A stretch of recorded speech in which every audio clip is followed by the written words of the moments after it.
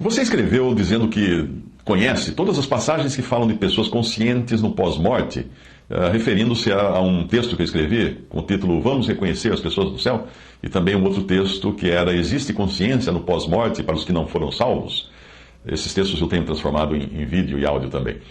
Muito bem, a sua dúvida está em Eclesiastes 9:5, onde diz: Porque os vivos sabem que hão de morrer, mas os mortos não sabem coisa alguma, nem tampouco terão eles recompensa, porque a sua memória jaz no esquecimento. Todos os outros textos revelam o que acontece após a morte do ponto de vista divino. E alguns até mesmo abrem uma cortina para nós enxergarmos o além, como é o caso que Cristo contou do rico e Lázaro. Não é uma parábola aquilo é uma história verdadeira, porque o personagem tem nome. E também as passagens de Apocalipse, muitas que falam do após-morte.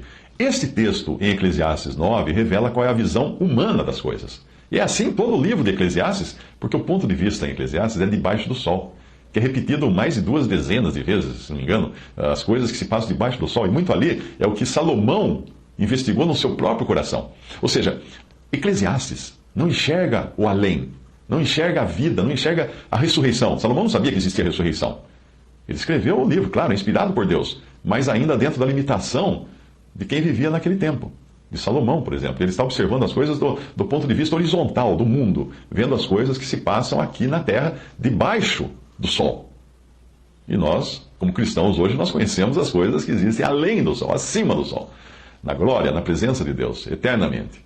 Portanto, é perfeitamente normal que alguém veja um morto sendo enterrado e deduza o seguinte, do ponto de vista das coisas debaixo do sol, que para aquela pessoa está tudo acabado.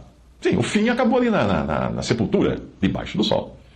Uma pessoa com essa visão, com esse ponto de vista, enxergando esse morto, dirá que esse morto não tem mais qualquer relação com as coisas desta vida, com as coisas que acontecem debaixo do sol. Ele esquecerá tudo e será esquecido aqui, porque o seu corpo morto, obviamente, o cérebro para de funcionar. É sempre útil nós entendermos o caráter de cada livro da Bíblia, quando foi escrito, para quem foi escrito. Por exemplo, ao ler Hebreus, você percebe que foi escrito para os cristãos hebreus ou judeus. Judeus também, o nome Hebreus significa. Por isso existe tanta referência no livro aos Hebreus, na carta aos Hebreus, aos rituais judaicos, e tanta insistência para que os cristãos hebreus deixassem aquelas coisas, abandonassem aqueles rituais. Quando você lê o Evangelho de Mateus, você percebe que é o que mais fala do Antigo Testamento. Tipo assim, como disseram os profetas, sempre repetindo assim. Aí você vai pesquisar e descobre que ele é o único livro do Novo Testamento que foi escrito em aramaico, que era um hebraico popular nos tempos de Jesus, usado nos tempos de Jesus. E você percebe também que a genealogia de Cristo em Mateus começa em Davi. Na verdade, em Abraão até, mas com foco em Jesus, que é o filho de Davi. Ao contrário de Lucas, onde a genealogia de Jesus é traçada até Adão. Mais uma vez, nós vemos um livro escrito com uma mensagem especial aos judeus para provar a eles que Jesus era Messias e Rei. Assim acontece com todos os livros da Bíblia. Atos, por exemplo, não é um livro de doutrinas, mas é um livro de atos, de coisas, de ações práticas dos apóstolos, sejam elas certas ou erradas. Não é tudo que está ali que deve ser imitado, porque os apóstolos também cometeram erros. Ao ler o livro de Jó, você daí precisa filtrar o que os 3 amigos de Jó dizem, porque eles falam de sabedoria humana e não divina.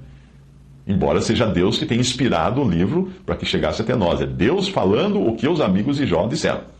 Nós não podemos pegar um versículo do que aqueles amigos de Jó estão dizendo e afirmar que aquilo é a vontade de Deus, porque ali é a opinião daqueles amigos de Jó. São palavras de homens registradas na palavra de Deus, do mesmo modo como a palavra de Deus registrou a palavra de homens infiéis em muitas partes e até as palavras de Satanás. Mas é a palavra de Deus que nos conta o que Satanás disse, o que os homens infiéis disseram.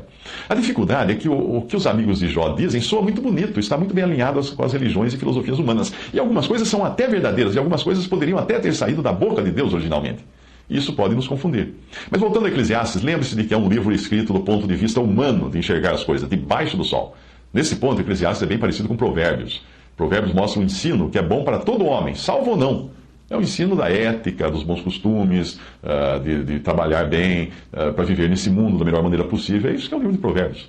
Eclesiastes é como se dissesse que mesmo vivendo do jeito que vive alguém que leu Provérbios, ainda assim a sua vida não fará muito sentido debaixo do sol. Perceba que ambos servem até para o incrédulo, mas estão anos-luz daquilo que nós vemos revelado em outros livros, principalmente na doutrina dos apóstolos, que você encontra nas epístolas, porque essas sim são exclusivamente para a igreja. Aquilo que Deus revelou e não tinha revelado antes aos profetas do Antigo Testamento, mas revelou aos profetas e apóstolos do Novo Testamento.